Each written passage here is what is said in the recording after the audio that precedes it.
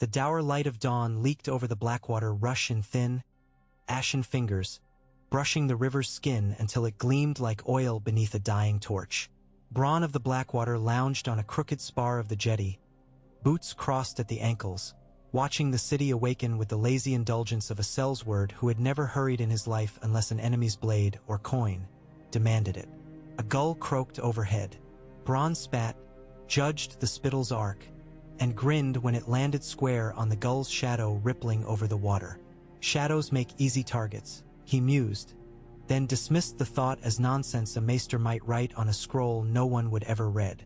Behind him the docks creaked, ropes groaned, and the sailors of Black Betha began hauling in night-soaked nets. The smell of brine, fish guts, and tallow smoke drifted around like a cloak no breeze seemed strong enough to lift. Somewhere a dockmaster's bell jangled, thin and urgent, but Bronn ignored it. He had other bells tolling in his head today, bells of gold and stone and iron ringing all the sweeter because they tolled for him alone. Casterly Rock.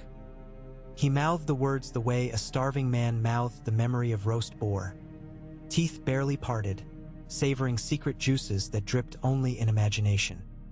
He had never seen the rock, never stepped upon those famous steps cut into the western face, never tasted Lannisport wine or gambled in its copper-roofed taverns. Yet the image blazed bright as wildfire behind his eyes. All that red-gold glory, all those mines humming with Dragonlord's dreams of coin, all that thick stone shining like a lion's hide at sunset, his. And yet the word had come to him not by luck, not by battle, but by that small man's careless trust, that half-muttered promise tossed out like table scraps to a kennel dog. You fight for me, and when all this is done you shall have your castle. Bronn had caught the morsel in the air, chewed, swallowed, and felt it settle like a seed in fertile earth. But seeds sprout bones as well as blossoms, and Tyrion Lannister, gods love him, had never once considered that debts unpaid grow roots more wicked than weeds. Now the imp was hand again, tangled in the spider's webs of King's Landing, turning cogs and wheels Bronn barely cared to name. And meanwhile the rock, empty of its lord, half empty of its garrison, and rich as the bones of old Valyria, lay westward, patient as a girl too virtuous for the brothels, waiting for a sharper man to slip inside and claim her. Sharp enough? Bronn flexed his fingers, felt the callus along the thumb where a crossbow string had once bitten deep. Sharper than most, but sharp alone won no castles. He needed men, horses, and a pretext clean enough that bards could later polish it into a song about rightful courage and daring defiance. Small folk loved a tale in which some highborn bastard got his comeuppance. They loved it more when the bastard in question was a Lannister. Boots thumped down the pier behind him. Bronn did not turn. The tread was too light for a wharf knight, too sure for a beggar. Podrick Payne was nothing if not predictable. My lord. Podrick's voice quivered like a bowstring drawn too long. Ser Bronn. The sellsword flicked a pebble into the river and listened to the plink fade. Let's not start calling me my lord, just because your master's sitting pretty with a pin on his chest again. But he says a deal of things, half of them drunk, the other half while pissing. What does he want? He requests your presence at the Red Keep as soon as may be. There's to be a small council sitting this morning on matters of. Bronn laughed, short and hard. Small council? The only small thing in that chamber is your lord's legs. Boy, I've a more pressing counsel of my own. He stood, brushing river grit from his breeches. Tell him Ser Bronn of the Blackwater, you keep that Ser in there, mind, has business in the city. I'll attend at dusk. Maybe. Podrick shifted from foot to foot. His cheeks blazed rosily in the new sunlight, freckles stark. Ser, if I go back without you, he'll what? Waddle down here on those twisted stumps and tickle me with a parchment?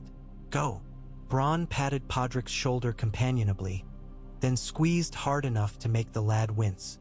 And when you tell him, mind your tongue. I'm no man's sworn sword while the coin's still jangling in his purse. He released Podrick, turned, and sauntered inland, whistling an off-key tune whose words spoke of fat maidens and stolen ale. Behind him the boy's footsteps retreated, hurried now. Bronn never looked back. He rarely did. The street of flour baked under mid-morning sun, ovens bleeding heat through open shutters while bakers shouted prices at passing urchins. Bronn strode through the white dust clouds that drifted like ghostly snow, pausing only to seize a heel of brown bread from a tray and flip the girl 3 coppers. He tore off a mouthful, chewed, and let crumbs spray when he spoke to the man leaning in the doorway of a shuttered tavern ahead. Still shut, Pate? Sun's high.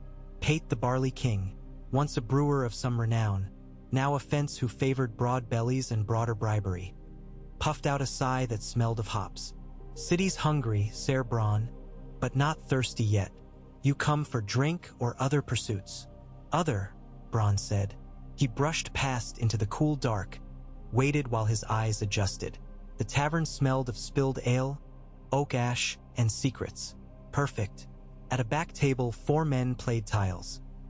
A squat sellsword with a scar down his brow, a Tyroshi exile whose beard glittered with gold rings, a Riverlands peasant too thin for his mail, and a Myrish crossbowman whose sleek mustaches looked better groomed than any Dornish lady's netherhair Bronn had ever kissed. All glanced up as he approached. Bronn tossed what remained of his bread on the table. Gentles, my name you know, my purpose you'll learn soon enough. Who here is tired of scraps when a feast lies 500 leagues west? The Riverlander snorted. Feast? In the reach. Farther. Casterly rock. Silence like a sword drawn halfway. The scarred sellsword spat. That bleeding cliff? Guarded by lions since before Hightower lit his first night fire? You're cracked. Bronn shrugged, pulled up a chair, and sat astride it. Maybe, but cracks let sunlight through, and coin. Hear me. Lord Tywin's rotting in the crypts, Ser Jaime's chasing banners in Riverrun's ruins, Tyrion's rotting in politics, and Cersei, may the gods grant her lover's pox, sits queening in the capital. The rock is understaffed, its levies scattered. I've eyes that say half the garrison marched east 6 moons past and never returned. A brisk assault, a cunning ladder or 2, and a new lord plants his banners. The Tyroshi twirled a tile between jeweled fingers. And what banners bear a sellsword's sigil? A tankard? A purse? Bronn smiled. A black field with a single tower of gold, doors flung wide for all comers. He leaned forward. You think small. I think wide enough to fit you in my hall. Each of you a landed knight with plots of your own. We seize the rock, we hold the mines, we sell the gold to Bravos piece by piece. By the time the lions wake, we're too rich to care, too entrenched to uproot. The merman stroked his mustaches. Rich, yes, but lion claws reach far. Lions without claws are called rugs. Bronn flicked his thumb against the pocket where Tyrion's last purse lay heavy. I have 500 dragons for any man who rides west at dusk. Another 500 when we breach the first gate. Houses, titles, and women enough to fill your nights after. The scarred sellsword folded his arms. And if we fail, then we die with our purses fat and our names cursed. Better than dying forgotten in a flea-bottom alley while some gutter knight pisses on your corpse. Bronn stood. Decide before sundown. There's a cog named Maiden's Mercy moored at the fishmonger's quay. She sails on the evening tide, with or without you. He tossed a purse onto the table. It clinked loudly. Coins spilled, flashing yellow even in the dim tavern light. Eyes glimmered after them. Bronn left, bread still chewing in his cheek, whistling the same crude tune. King's Landing reeked of promise as much as piss. Promise of coin, promise of betrayal, promise of swift deaths purchased with slower tongues. Bronn spent the hours before dusk weaving from smithy to stable, buying steel where it gleamed sharpest and horses where they stamped hardest. Not many, 30, perhaps 40 mounts, but each a beast bred for distance and nerve. He haggled hard, paid in Lannister gold, and felt not even a tremor of guilt. Tyrion owed him a castle. If the dwarf's coffers funded its taking, that was a jest sweeter than Dornish red. By the time a red sun sagged over the roofs, Bronn stood upon Maiden's Mercy's deck counting heads. The scarred sellsword came, tile table abandoned, leading 5 veterans of the Green Fork War. men with faces half burnt or half smiling, but still clutching spears as if children clutch dolls. The Tyroshi arrived with 3 companions whose earrings weighed more than their swords and who smelled of limes and old fear. Even the merman appeared, crossbow slung, speaking softly to a lean youth whose eyes flicked like a cat's.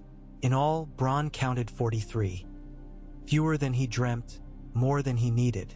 Good. Sails cracked, ropes creaked.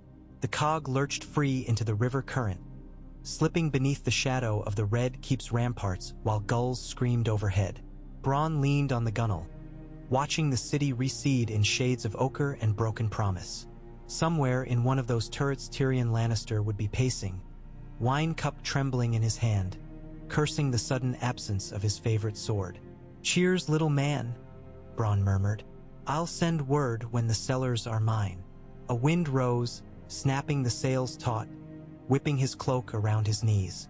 Westward lay the rock, gold veins glistening beneath a skin of stone. Westward lay songs yet unwritten and treacheries yet unpunished. Bronn smiled into the wind, tasting salt and future, and let the Blackwater fade behind. 3 days' sail brought Maiden's Mercy to Maidenpool for fresh water.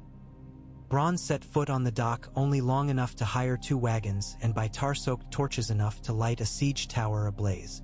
He spent the night in a brothel called the Weeping Mermaid, not sampling the wares but sketching diagrams on a wax board. Ramp gradients, wall heights, hidden sally ports rumored by half-drunk Lannisport sailors years past. He did not trust rumors, but sometimes they hid slivers of steel. At dawn he roused his men, fed them oat porridge laced with dried cherry, and marched them north along the coastal road. The sea danced to their left, blue as a Dornish prince's sash. To their right rolled the foothills of the Crackclaw, green and unremarkable save for the stone barrows that jutted like broken teeth.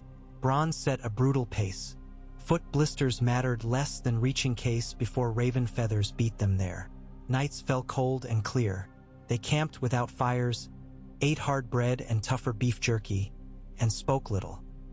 Bronn encouraged silence not by words but by example, eyes always scanning the dark horizon, ears pricked for hoofbeats that might herald Lannister outriders. None came. The gold cloaks of Lannisport, he knew, seldom patrolled eastward. Smugglers were their bread, but smugglers paid bribes. Why ride into the night for coin already counted? On the 6th eve they crossed the Red Fork where it met the smaller Tumblestone tributary. Here Bronn gave the order to split. The Tyroshi and his gilded-beard friends would sail upriver on a shallow-drafted barge stolen at dusk, hugging banks thick with willow until Casterly Rock's seaward gates loomed. Their task: confuse, distract, and if fortune smiled, convince the dock wardens that a plague ship drifted uncontrolled. Panic at the quays meant thin guards on the ramparts. His veterans from the Riverlands, those who had bled at Twins and watched Frey's gamble souls, took the smugglers' goat track through the foothills, carrying tar and rope and iron spikes. They would anchor ladders on the western cliff beneath the blind archway known as the Ruin's Mouth. A collapsed mine tunnel Bronn's source swore still opened inside the armory. Risky, aye, but every fortress wore chinks like men wore arseholes. Unavoidable and best kept out of sight. Bronn kept the mermen and 10 others for the main assault. A frontal demonstration at the Lion Gate, banners high, torches ablaze, shouting half-nonsense about ironborn raids and royal writs. Noise drew eyes. While defenders scrambled to muster, the rats' teeth gnawed the belly. They rode. Stars wheeled overhead, cold and patient. Bronn thought of Tyrion again, of wine-soaked japes and quiet confessions whispered in the black cells long ago, when trust had been a coin both men spent freely. He felt no guilt, only a curious warmth, as if betrayal were a hearth well stoked. Men betray for gold, for women, for pride. He betrayed because the world rewarded only those who seized more than their share, and because Tyrion, for all his cleverness, had never truly understood the hearts of men like Bronn. Hearts beaten thin by poverty until ambition shone through like naked iron. When dawn spilled over the Bay of Case, they turned inland, skirting orchards heavy with late peaches. The scent made Bronn's stomach growl. He plucked 2, tossed one to the merman, and bit into the other, juice slicking his chin. Sweet, but not as sweet as the echo of his new title ringing in his skull. Lord Bronn of the Rock. Lannisport's sprawl glittered below the ridge like hammered bronze, its harbor a crescent teeming with masts, its crooked streets awash in pink dawn light. Beyond, the rock thrust skyward, impossible and immovable, its slopes banded in ochre and gold. Even Bronn, hardened by years of war's uglier beauty, felt his breath hitch. No carving of king or priest rivaled this fortress wrought by nature and sharpened by lions. To take it, he would need audacity enough to shame a dragon. He turned to his mermen. Remember the words. Ironborn sails sighted off Fair Isle. Lord Commander's orders. Doors shut, gates barred until relief arrives. The merman nodded, mustaches twitching. I have sailed beneath Kraken banners. I know their tongues. Bronn clapped his shoulder, then signaled the others. Torches flared, banners unfurled. A hasty device of black with a gold tower, sewn last night by candlelight. The cloth smelled of tallow and fear. Good. Fear tasted like victory's first skin. They approached the Lion Gate at midday. Trumpets shrilled from the battlements, and helmets glinted between crenels. Bronn rode forward alone, helm tucked at his saddle, cloak flapping. He raised a scroll sealed with Tyrion's very own wax. The dwarf would miss it soon, no doubt, and waved it like a victory pennant. Hail the rock! I bear orders of state. Ironborn raid on Fair Isle, by command of King Tommen and the hand of the king. Murmurs from above. The portcullis stayed down. A captain in lion helm called, "Who are you to bear the hand seal?" "Ser Bronn of the Blackwater," he answered, loud enough for echoes. "Knighted for the defense of King's Landing, sworn to Lord Tyrion. Open or answer for delay." The captain conferred with unseen men. More murmurs. Bronn waited, letting his horse pull restlessly, dust puffing around iron-shod hooves. He kept his eyes on the murder holes, counting shadows. Fewer than he'd hoped. Good. At length gears groaned. The portcullis lifted 3 slow feet. The captain descended the steps alone, visor raised. Bronn kicked his horse to meet him under the gate's arch. "Orders to seal the harbor," Bronn barked. "Ironborn sails westward. Muster every able spear on the docks." "How many hold this gate?" 2 score, the captain said. Close now. Bronn saw youth in the man's face, perhaps 18. Downy lip, hopeful eyes. The rock bred sons of stone, but sometimes the stone moldered. "Double them," Bronn snapped. "Open that gate and I'll show you the king's writ." The captain hesitated, then nodded, turning to signal. He never completed the motion. Bronn's dagger slid under the chinstrap, punched up. Blood spurted black as bitumen. The boy gurgled. Bronn shoved him aside, spurred through the half-raised portcullis, shouting, "Now!" His 10 riders thundered after, cutting down gatekeepers before screams rose. The portcullis shuddered, halted, jammed by a corpse. Bronn's second hurled into the gear track. Crossbow bolts lofted from the walls, but most overshot, defenders panicked by betrayal inside their own shadows. Bronn dismounted in the outer ward, sword drawn, surveying chaos blooming like some poisoned flower. Perfect. Yet noise alone would not win the castle. Time. He needed time for the Riverlanders to find the ruin's mouth, for the Tyroshi to ram their plague barge into the quays, for every rumor and lie to sprout thorns in lion paws. Only then would the rock split like rotten cheese around a steel wedge named Bronn. He strode through swirling dust, barking commands as though born to them. Some guards obeyed, seeing the seal, the banners, the calm assurance of a man who killed without sweating. Others balked. Those he cut down, quick strokes, efficient. Blood slicked the flagstones, darker than gossip in a royal court. Above, thunder cracked. No. Cannon? The rock had no cannon. Bronn glanced skyward just as black smoke billowed from the harbor mouth. The plague ship burned already, flames curling sky-high, sailors leaping over rails even as dock wardens scrambled to haul chains across the waterway. Panic spread on cue, a ripple of dread that tugged every watchman's gaze away from gates toward the sea. Bronn laughed. It rang harsh but pure in his throat. Plans, once loosed, lived lives of their own. All he must do now was steer the panic's flow. He pointed to the nearest sergeant clutching a spear. "You, where's the Castellan?" In the old lion's hall, sire." "Take me." The man obeyed, wide-eyed. They crossed courtyards echoing with shouts, ducked through archways older than Undul's, climbed a stair winding inside the rock's heart.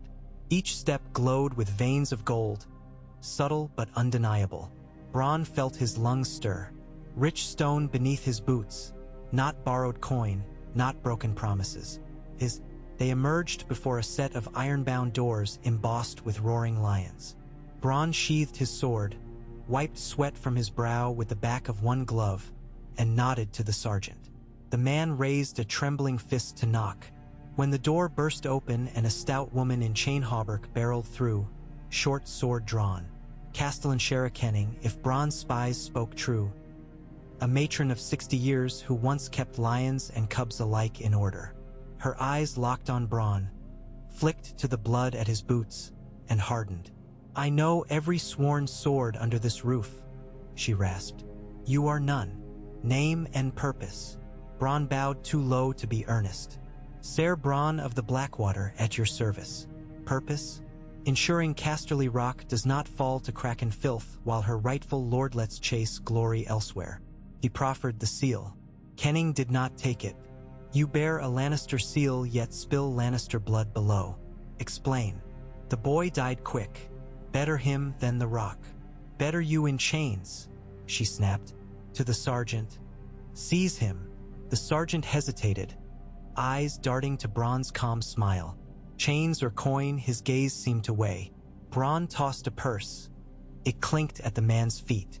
He did not bend to pick it up, but the sound alone tipped the balance. The spear lowered. Kenning hissed, raising her blade half a hand before Bronn's own dagger flashed, shorter but faster. Steel kissed her throat. "I'd hate to nick you, Castellan," he murmured, voice gentle as lullaby. "There's plague down at the docks. You'd die slow." Her jaw clenched. "Lies. Perhaps. But the fear is real. And fear spreads quicker than fever in summer. Stand with me. Keep your rock standing. And you keep your head on those shoulders." Behind him, the hallway filled with his riders, faces smeared in smoke and victory. Somewhere a horn sounded, wavering, uncertain whether it called retreat or rally. Bronn let the note hang like a question. Kenning studied him, eyes flinty. "You mean to take the rock?" "I mean to hold it for a lord who'll actually sit its throne. For that, I need a Castellan who knows which keys fit which locks. Join me, or join the boy at the gate." Minutes stretched, taut as drawn bowstrings. Finally Kenning lowered her sword. She spat on the flagstones, a glistening glob that mingled with blood. "I serve the rock. If the lions abandon it, someone must steer. I'll not see it fall to krakens or crows." Bronn sheathed his dagger. "Wise." He offered his arm.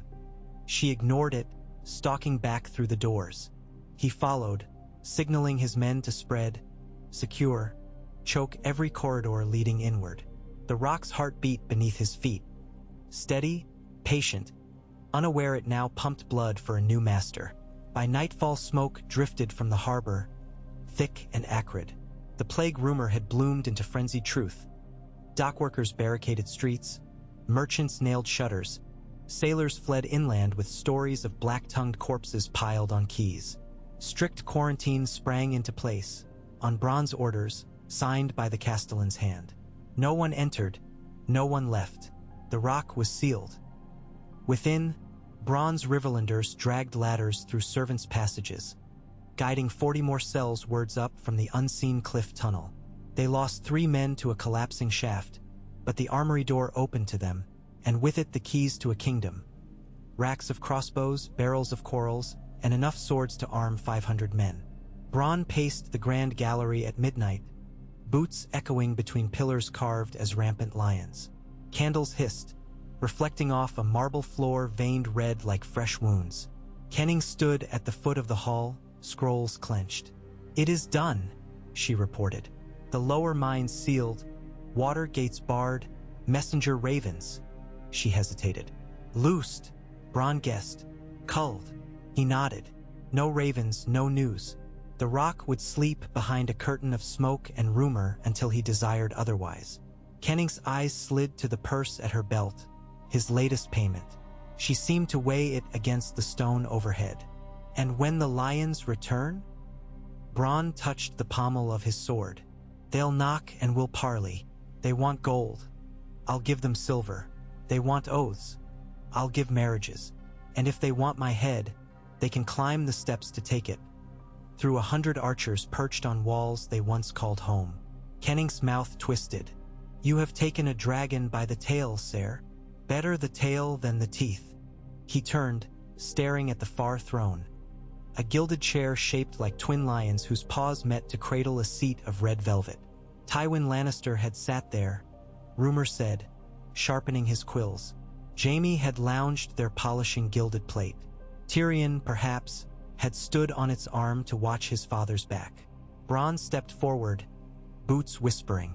He ran a hand over the velvet. Fetch parchment, he said softly, and ink. I must write to King's Landing. Kenning raised a brow. To the hand. To my old friend.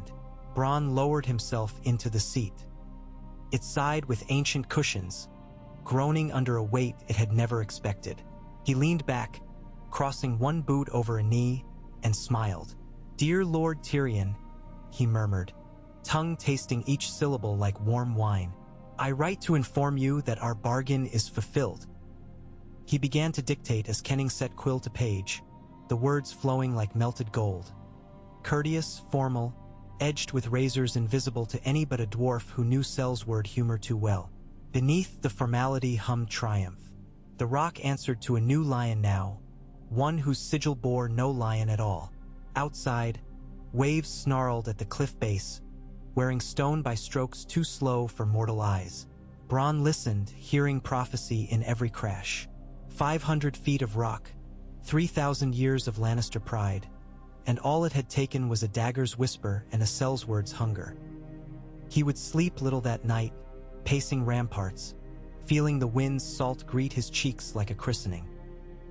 His men would toast with stolen arbor gold, their laughter echoing off mine-hewn vaults. Castellan Kenning would count stores and mutter prayers to nameless rock gods. And somewhere far east, in a tower of red stone, a dwarf would stare at a torn seal and wonder which debt rang loudest, friendship or vengeance. Morning draped mauve over towers when Bronn met his captains in the western courtyard. They reported without flourish. Walls fully manned, stores ample for 6 moons, treasury key turned and sealed in Bronn's belt pouch. The plague rumor still churned. No ship dared approach the harbor. All was quiet. Too quiet, some might have said. Bronn merely smiled, feeling the rock's weight settle on his shoulders like a cloak of solid granite. He dismissed the captains, kept 2, the merman and the scarred Sells-word, named Harl. Together they stepped onto a parapet overlooking the glittering sea. Gulls wheeled. The horizon burned pale gold. Bronn leaned on the crenel and spoke without turning. There will be ravens from King's Landing soon enough, fancy words laced with threats. When they come, we send token gold and sweeter promises. They will answer with demands. Harl scratched the scar bisecting his brow. And when they march, they'll find the Westerlands eager to see a new lord's coin flow. Farmers feed who pays. Miners dig who guards. The merman chuckled. You think like a merchant. I think like a man who's been poor. Rich men hoard. Poor men hustle. The hustler always finds another coin. Harl spat into the sea. What name do we call you now? Lord Bronn of the Rock. Bronn shrugged, eyes on the horizon. Call me what you like. I call this home. He tapped the stone beneath his palm. And every man who holds a sword for me will share in its marrow. Below, in the maze of streets hugging the rock's base, a bell tolled. A deep, resonant note that had marked births and deaths of Lannisters for centuries. Tolled now for change. Perhaps only Bronn heard the irony. Perhaps the gods themselves chuckled behind their clouds. 5 tolls, then silence. Bronn straightened. Summon the Castellan. We begin the minting at dusk. Gold lions' faces may remain on the coins, but each will bear a tower on the reverse. Harl squinted. Why not stamp your own face? Faces age, Bronn said. Towers last. And someday, when some other rogue shits on my grave, he'll spend a coin and wonder who built that tower, never guessing a Sellsword once climbed it from the sewers. The merman bowed mock grandly. To the first stone, then. Bronn nodded. Aye, to the first. Weeks slid past like molten gold through miners' fingers. Bronn ruled with a pragmatism born of empty stomachs and cracked ribs remembered from his orphan days. Justice swift, taxes low, rewards generous. In the mines he replaced overseers' whips with bonuses paid in silver stags. Output rose. On the walls he rotated watches, gave archers fresh linen undershirts against the cliff wind. Loyalty grew. Small folk in Lannisport, suspicious at first, found his levies fairer than those of Lord Tywin's grim clerks. Fishers kept 2 extra barrels each week. Bronn merely winked. Better goodwill than hoarded herring. Letters came from King's Landing. Scathing, pleading, threatening by turns. He replied with politeness carved in iron. Honoring King Tommen, pledging fealty, promising half the next year's minting once the quarantine lifted. He signed each missive Lord Protector of Casterly Rock, sealing with wax impressed by a borrowed ring that depicted nothing but a plain tower. Let the lions stew. So long as they dreamed of gold, they would not dream of siege. But dreams like wine soured. In the 4th month, ravens spoke of Jaime Lannister riding west with 2,000 veterans. Bronn read the scroll in his solar while Castellan Kenning watched, face unreadable. He set the parchment down gently. Prepare the outer quarries for demolition. If Ser Jaime wants his rock, he can choke on dust. Kenning's mouth pinched. You would ruin what you claim? I'd ruin the approach, not the heart. He tapped a map. Tunnels laced beneath the western road. Collapse them, and any host must crawl single file under the walls. Easy pickings. Kenning nodded. As you say, Lord Protector. Bronn glanced up. You ever think how odd it is? A man of no name commands you. I serve the rock, she said simply. He smiled. And the rock serves me. Funny world. He walked to the arrow slit, staring toward the east where thunderclouds boiled beyond green hills. Somewhere beneath those clouds rode the Kingslayer, golden hair dulled by dust, sword thirsting for redemption. Bronn felt no hate, only a gambler's thrill. Games played with lions rarely ended in draws. Well then, he murmured, touching the cold stone. Let's raise the stakes. On the 6th day of the 9th month since Bronn's seizure, Jaime's banners appeared beyond the olive groves. Crimson fields, roaring lions, gold sowers of blood. The host camped beyond bowshot, ranks neat as ledger lines. Trumpets blared dawn to dusk, orations of honor and treason echoing off the cliff face. Bronn watched from a high battlement, sipping mulled wine as if at a mummer's show. At sunset, a lone rider approached, herald's tabard flapping. The portcullis stayed barred until Kenning's voice rang, ordering it raised. The rider entered, helm off, dusty face drawn. Bronn greeted him in the courtyard, torchlight playing off armor. My lord Jaime Lannister bids parley at dawn, the herald announced, offering a scroll. Bronn accepted, broke the seal, skimmed elegant script that smelled of scented wax. Jaime demanded unconditional surrender, restoration of Lannister rule, and Bronn's immediate departure for exile across the narrow sea. In return, all inside would be pardoned. Bronn laughed loud enough for the courtyard's echoes to answer. He handed the scroll back. Tell Ser Jaime I'll parley, dawn at the Lion Gate, but let him bring a small retinue. Too many lions might spook my archers. The herald swallowed.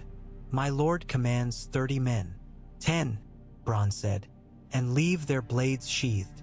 The herald bowed, wheels turning behind wary eyes, and rode out. Kenning stepped to Bronn's side. You mean to kill the Kingslayer? Bronn scratched his jaw. If he forces my hand, but I'd rather turn him. Men fight for gold. Kingslayers fight for something else. You fought for gold. Once. He gazed up at the towering keep, where torchlight painted shadows like claws. Now I fight for what's mine. Dawn crept in gray and chill. Mist curled along the causeway as Bronn strode toward the Lion Gate flanked by Harl and the Merman. Above, archers lined the walls, bows lowered but strings taut. The gate ground open. Outside, 10 riders waited, banners drooping in the still air. At their center sat Jaime Lannister, armor gemmed, cloak crimson. His eyes met Bronn's across the distance and flickered with something like amusement. "Ser Bronn," Jaime called as he dismounted. "Or is it Lord Bronn now? Titles are wind." Bronn halted 5 paces short, hands loose by his sides. "But you may call me Lord if it eases that stump where your hand once was." A flicker of anger danced in Jaime's green eyes. Then it was gone, replaced by cool courtesy. "I come to reclaim my birthright, and I came to claim what was promised. Seems we both arrived." Jaime studied the gatehouse overhead, noting arrow slits, boiling oil cauldrons newly installed. "You hold the walls and the mines, but not the name. A cell's word in a lion's den remains a cell's word. I hold the gold." Bronn shrugged. "Names follow gold, only until a sword returns them to the rightful blood." Bronn's laughter echoed over the mist. "Sword? Yours? I hear you're handy with the left now, but one hand won't pry open these gates. March your host home, Kingslayer. I'll send 1,000 dragons after to ease your shame." Jaime took a step forward. His men stiffened. Bronn's archers shifted. Tension crackled like frost on iron. "You were my friend once," Jaime said softly. "I was paid," Bronn corrected. "Friendship's just the silk wrapping on a purse. Then name your price. You cannot sit the rock forever." Bronn's eyes narrowed. Dawn's first rays licked the sea far beyond Jaime's shoulder, turning waves to molten copper. "I can sit it until the seat molds to my arse. But here's a price. Swear before your gods and mine that the rock's mines are mine to work for 10 years, untaxed. After, I'll open the gates and let whichever lion sits the Iron Throne crown me Lord of Zell or some other piss-poor holding." Jaime's nostrils flared. "Out of the question. Then we fight." Bronn turned as if to leave. "Wait." The word came strained. Jaime's pride buckled under heavier burdens than honor these days. Oaths broken, sons unacknowledged, sisters lost to madness. He drew breath. 5 years. Bronn paused. 7. 6. Bronn smiled. "And a Lannister bride. Not one of your cousins who stinks of horse. A maiden of the main line." Jaime's eyes hardened. "That is not yours to demand. Yet I demand it." Bronn lifted a hand. On the walls, bows drew. Jaime's men reached for hilts.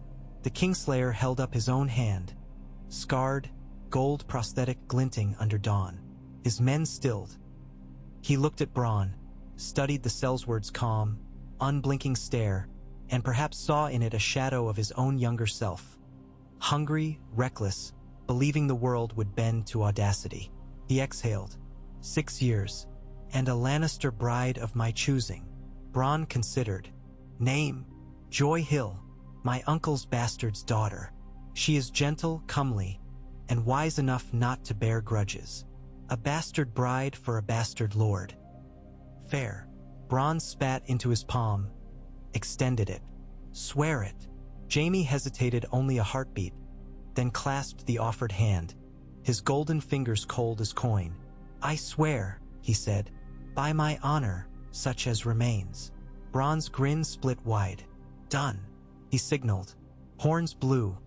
The gate creaked wider. Jaime's men shifted, uncertain whether triumph or defeat colored the air. Bronn leaned closer. "Tell the small folk their rock stands strong under new management. Tell your sister the mines will reopen next moon's turn. Coins stamped with towers on one side and lions on the other. 2 faces, same gold." Jaime's jaw tightened. "And tell her whose face glitters brightest?" Bronn's eyes danced. "Tell her this, her little brother once promised a Sellsword a castle. Shouldn't a queen keep her family's word?" Without waiting, he turned, cloak swirling, and strode back through the gate. Behind him trumpets sounded again, this time in ragged callers' voices. Neither victory nor defeat, but something stranger. A bargain struck in blood and brass. Jaime lingered in the courtyard a moment, hand closing once, twice, on empty air where another hand should have answered. Then he mounted, banners lifted, and the host trudged away into morning haze. On the parapet, Bronn watched until the last glint of crimson vanished. He felt the rock hum underfoot, as if giant stone lungs exhaled. A maid passed carrying a coal brazier. She curtsied awkwardly. Bronn caught her chin, lifted her gaze to his. "Do you know who rules here?" he asked. "You, Lord," she whispered. "Wrong." He pointed east, where dawn spread peach across sky. "The man who holds promise rules. Today that's me. Tomorrow maybe another. Remember that, and you'll live long." She nodded, wide-eyed, and scurried off. Bronn leaned against the merlin, feeling the wind rake his hair. 6 years to carve his name into the stone, to line his vaults, to sire heirs on a bastard lioness. 6 years before the game began anew.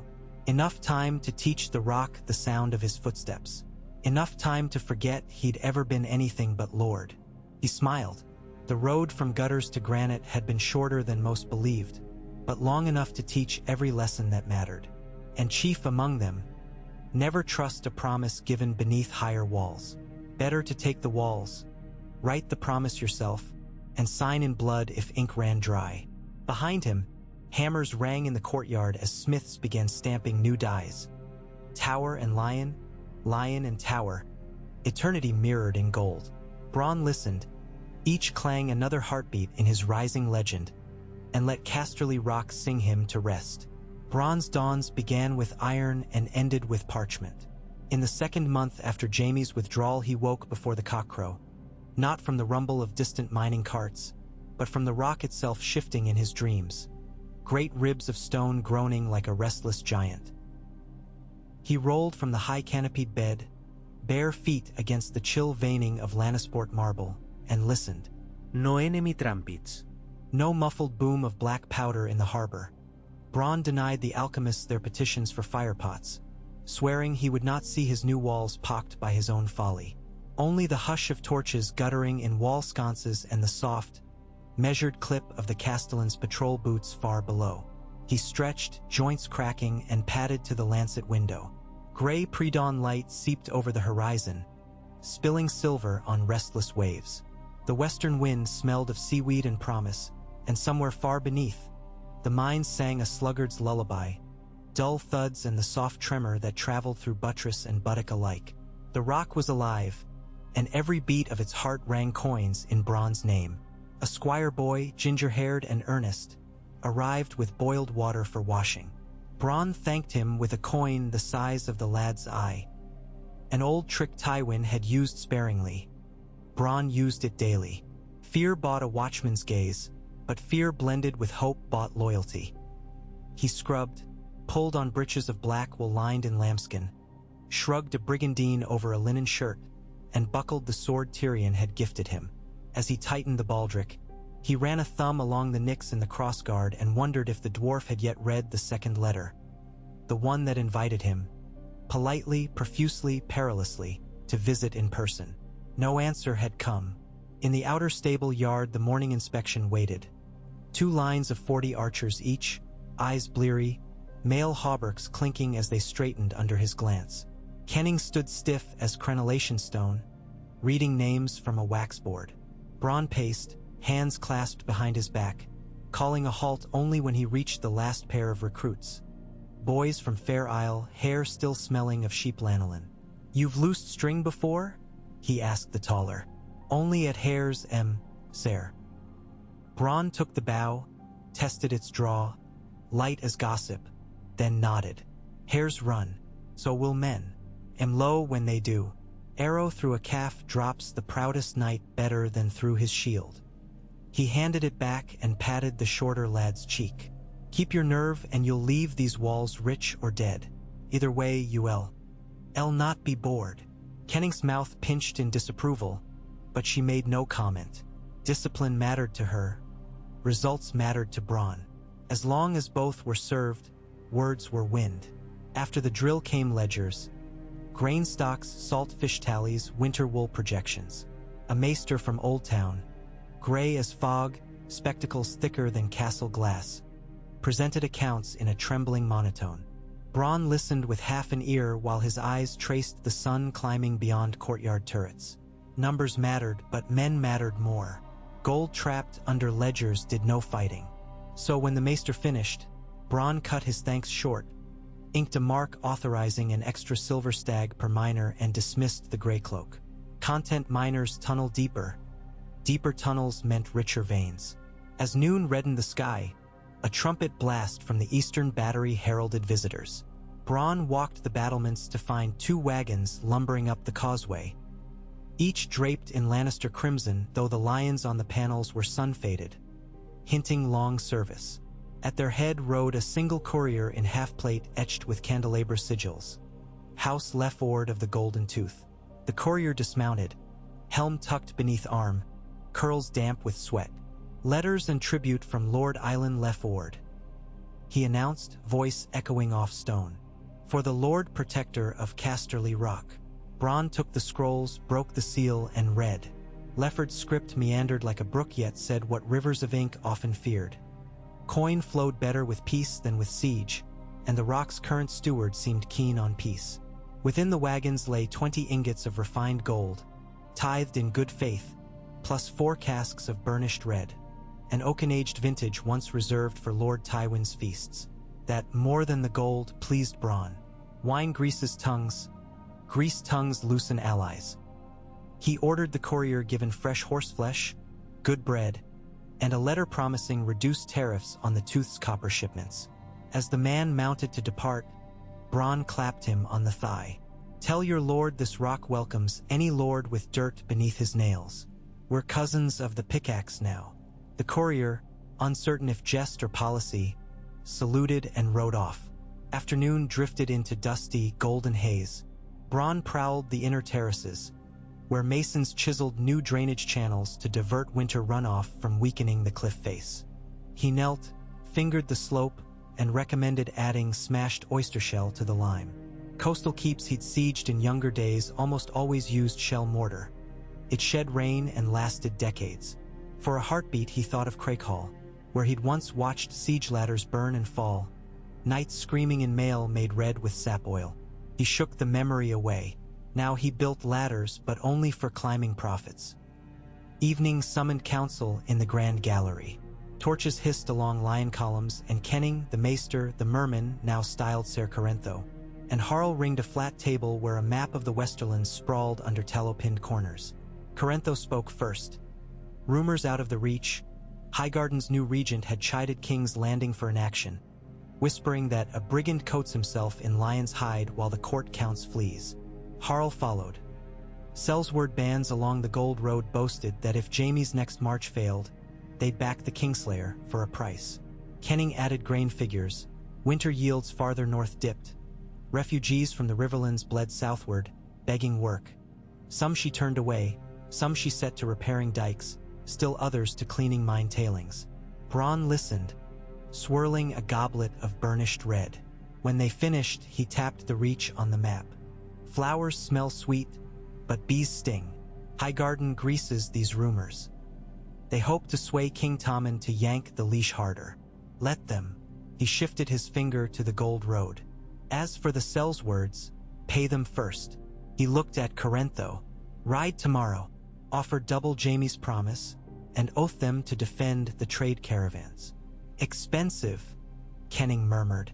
Not as expensive as a siege, Bronn replied. Then softer, and cheaper than feeding refugees. Armed men earning coin soon spend coin. Markets thrive. Beggars turn merchants. Beggars who fail can enlist as watch. The maester blinked owlishly. A circular economy, my lord. Bronn grinned. A circle of coin, round like a wheel, and I'm the spoke that matters. Night deepened. Council dispersed. Bronn lingered. He stood upon the dais where Tywin's high seat glowered over the hall and imagined the old lion's ghost pacing, nostrils flaring at every hint of impropriety. Bronn raised his goblet. "Here's to you, Lord Tywin. May your afterlife be as full of schemers as your halls are now." He drained the wine, let the last drop stain the velvet cushion. Another tiny wound to the lion's pride. Winter arrived early next moon, scudding gray clouds that spat sleet across Lannisport's harbor. Fishing skiffs sought shelter, and the gulls flew inland. In the rock's upper halls, braziers burned day long, their heat weaving with smells of pine resin and wet wool. Bronn took to wearing a white fur cloak, wolf, not lion, and began each morning at the arsenals where smiths hammered arrowheads thinner to stretch iron shipments. Supply lines from the north faltered. Stark bannermen stockpiled for their own winter. That was fine. Bronn told the smiths. Sharper points pierced truer. They told him thinner points snapped. He paid them double to learn the balance. Letters from King's Landing grew colder than the wind. Cersei wrote once, brief and venomous. "Return what is ours or suffer our wrath." Bronn framed the parchment on the battery wall, so every archer might piss beneath it before a shift. Next, ravens came bearing edicts stamped with Tommen's golden seal. Long, lawyer-thick documents threatening fines, seizure, attainder. Bronn ordered copies scribed and distributed to every tavern in Lannisport, along with kegs of golden toothpail. Common folk read by firelight, laughed at the legal words they scarcely understood, and toasted Lord Tower, who paid for free ale. One night, as flakes of snow drifted through an open arrow slit, Bronn found himself alone in the old lion's library. Hundreds of scrolls, ledgers, histories, some penned in Valyrian glyphs older than dragon dreams. He plucked a tome at random. The Harvesting of Gold. Methods of Refinement in Ancient Sarner. Strange. Tywin had likely studied it to exact weight from miners. Bronn thumbed through, bemused, until a loose sheet fell. A letter, unsent, addressed to Tyrion, he guessed. The handwriting, precise yet urgent, belonged to Tywin himself. It spoke of lineage, debts, the fragility of power when entrusted to unworthy kin. One phrase struck him. Gold must be kept molten lest it cool into coffins for the living. Bronn frowned, folded the letter, and pocketed it. Coffins? Tywin feared stagnation. Perhaps he would have admired Bronn's rude heat keeping the veins alive. Outside, the wind howled, rattling shutters. Bronn replaced the tome, pocket heavier, head heavier still. He left the library for the parapets, where the night air slapped clarity into him. Snowflakes melted on his cheeks. Below, torches glimmered along the quay where a night patrol hauled nets for illicit smugglers. Gold must be kept molten, so must ambition. He whispered into the dark. I hear you, old ghost. Will stay molten. Early spring bloomed with mud and rebellion. In the village of Crakehall by the Mire, word reached Bronn of a hedge knight styling himself Ser Vile. The name older sells words recognized as a jest. Vile preached that the rock was cursed, its veins bleeding poison under a usurper's hand. 3 merchants returning from market were beaten by his rabble, their carts overturned. Bronn dispatched Harl with 20 riders, instructing him to pluck the thorns without trampling the garden. 2 days later, Harl rode back, Vile's head bouncing in a sack, a single rider lost. Bronn paid the dead man's widow a purse of gold and granted her a stall in Lannisport's Silk Row. Kenning raised a brow. Lavish for a foot soldier. Bronn said, Widows speak louder than banners. Let them sing who feeds them. The merman returned from the Gold Road with news grimmer than Harl's. Jaime's host had grown. 10,000 now, bolstered by Sel's words from the free cities angry their coin promises were undercut by Bronn's bids. Worse, Highgarden's regent had pledged wagons of grain and 4 trebuchets fashioned by Old Town craftsmen. Siege engines. Bronn clacked tongue against molars, mind spinning. Kenning suggested stacking rockfalls, boiling oil, crosswind ballistas. Bronn listened, then asked, How long till they march? Corentho guessed 2 months. Plenty of time, Bronn thought, to stir molten gold. That night he penned 3 letters. First to the Iron Bank of Bravos. An offer of collateral, entire lower seam 13, estimated yield 600,000 dragons. against a loan of 50,000 ready coin.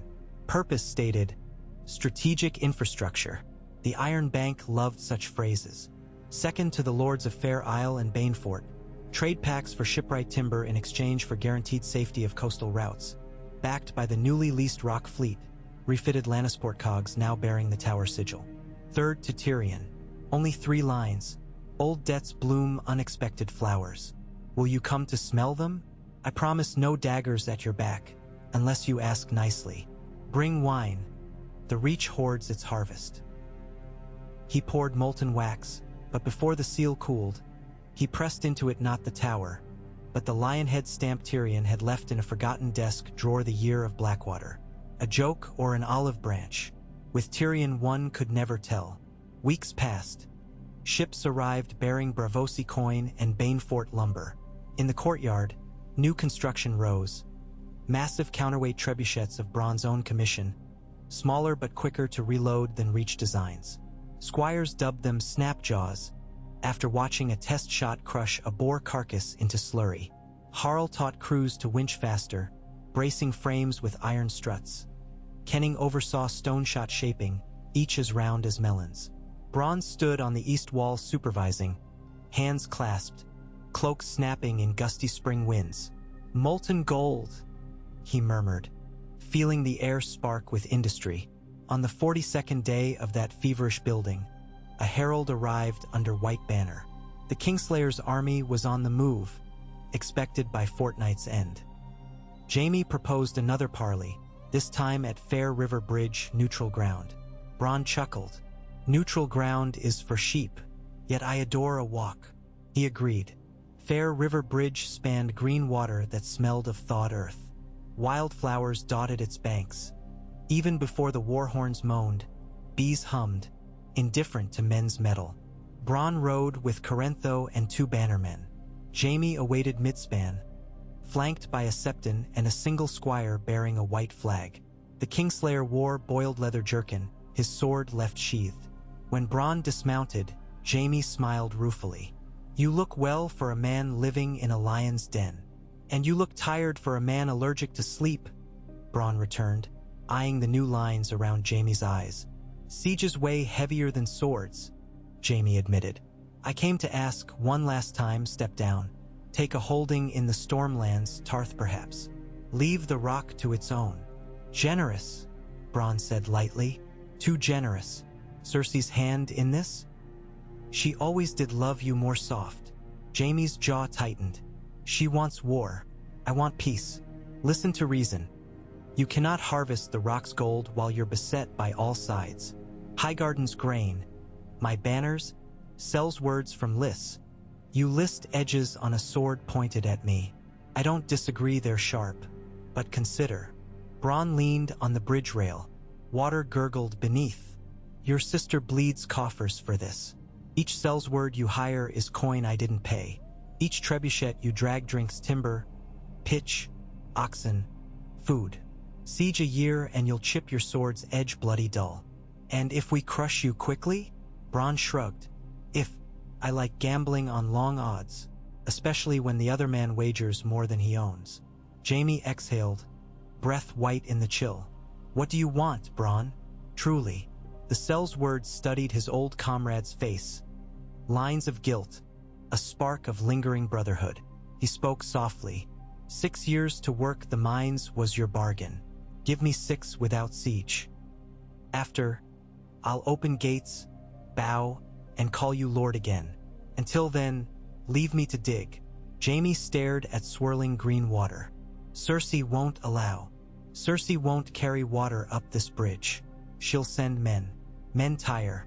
Gold never sleeps. Think on it. Bronn mounted. Next parley we hold inside my halls, over venison and Braavosi rum. I'll leave a seat warm. He rode off, cloak billowing. Jaime remained, fingers tracing the rail as though reading fate in its grain.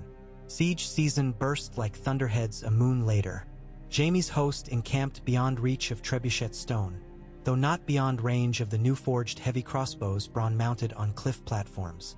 Bolts as thick as a man's wrist whistled into tents on the first night, skewering more supply wagons than men but sending a message written in shattered axles. Long arms reach farther. Jaime responded by tightening the cordon on land, choking merchant roads, but the sea remained Bronn's ally.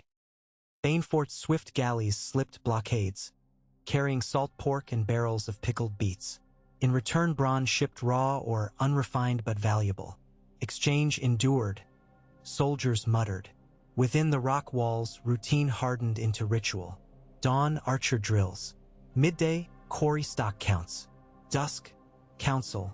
Then rounds along parapets where Bronn spoke with sentries by name, asked after families, handed out walnuts roasted in honey.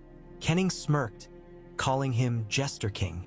Bronn answered, "A jester's bells distract the mob from hunger." She could not refute results. Morale rose, desertions nil, justice swift. Bronn ordered 2 thieves flogged, then fed and employed patching breachwalk mortar. They worked twice as hard after. One starlit eve, as fires from Jaime's camp flickered on the vale, Bronn found Harl brooding on the western spur. The scarred cell's word tracked sparks floating skyward. "Something stews," Harl muttered. "Let it boil," Bronn replied. "Too quiet. They wait for something." Bronn followed the man's gaze. Beyond, camp lanterns swayed like amber insects. No siege towers, no catapults yet rolled. But to the south, where the road dipped under wooded hills, a faint orange glow pulsed. Distant torches marching. Harl spat. "Reach men." Bronn's eyes narrowed. "Or Stormlanders. Either way, more men." He patted Harl's shoulder. "Keep watch. Wake me if they shift. And tell the cooks double ale tomorrow." Nothing steadies nerves like foam. He descended stone steps carved before the doom, boots echoing. Deep inside the keep, he reached the old mineshaft gallery, a narrow corridor where he'd hung no banners, only lanterns painting shadows on mineral-flecked walls. There he met Corentho, summoned in secret. The merman bowed, mustaches damp with condensation. "Letters from Bravos, my lord." He produced a sealed pouch. Inside, crisp parchment bore the Iron Bank's crimson sigil. Loan approved, funds transferred to cohort caravans for delivery in iron ingots and provisions. Bronn grinned. Siege supplies, courtesy of coin across the sea. Then Corentho unfolded a second missive, this one sealed with a wolf's head wax, Stark banner, but stylized. Bronn's eyes flicked over neat northern runes. Lady Sansa Stark offers trade accord, silver for grain via White Harbor. Surprising. Perhaps the northern lady seen as figurehead of salvaged north sought southern foothold. Perhaps she merely disliked lions more than towers. Bronn cared not. Barley grown in cold valleys filled bellies just the same. He clapped Corentho's back. "Fetch parchment. We accept. Offer fair terms. Pledge half our spring minting as surety." Corentho bowed and left. Bronn lingered in the tunnel, touching damp stone. Spiders of pyrite sparkled under lantern glow. Above him, war brewed like storm tea. Beneath, gold veins slumbered. "Keep digging, keep molten." Tywin's ghost whispered, approval or envy. Bronn could not tell. Siege engines rolled in midsummer thunder. Jaime arrayed 4 enormous trebuchets painted red gold, christened Aegon's Woe, Arbor's Lament, Sister's Fury, and Lionheart. Drums thudded as counterweights slammed, hurling first stones that crashed against the rock's outer scree, sending shards whistling. Bronze Snapjaws answered, throwing dense granite cores bound in leads smaller, swifter, pounding engine frames with vicious frequency. On the third day, Snapjaw 3 struck Arbor's Lament, splintering her throwing arm. Cheers echoed from ramparts. Jaime repositioned further east. Bronn lengthened winch cables, adjusted weights. Siege craft became chess, each looking for a pawn's misstep. Supplies dwindled in besiegers' camp faster than inside. Bronn's secret sea tunnels smuggled in White Harbor grain. Rats nibbled at Jaime's oats. Rumors gnawed at morale. That the Tower Lord consorted with Winter's wolves. That the Iron Bank backed him. That the Mad Queen funded Sellswords only to spite her brother. Truth tangled like rope, each strand cutting a wrist. Across Night's Gulf, Bronn read fires. When smoke plumed black, he knew wet would burn short supplies of dry kindling.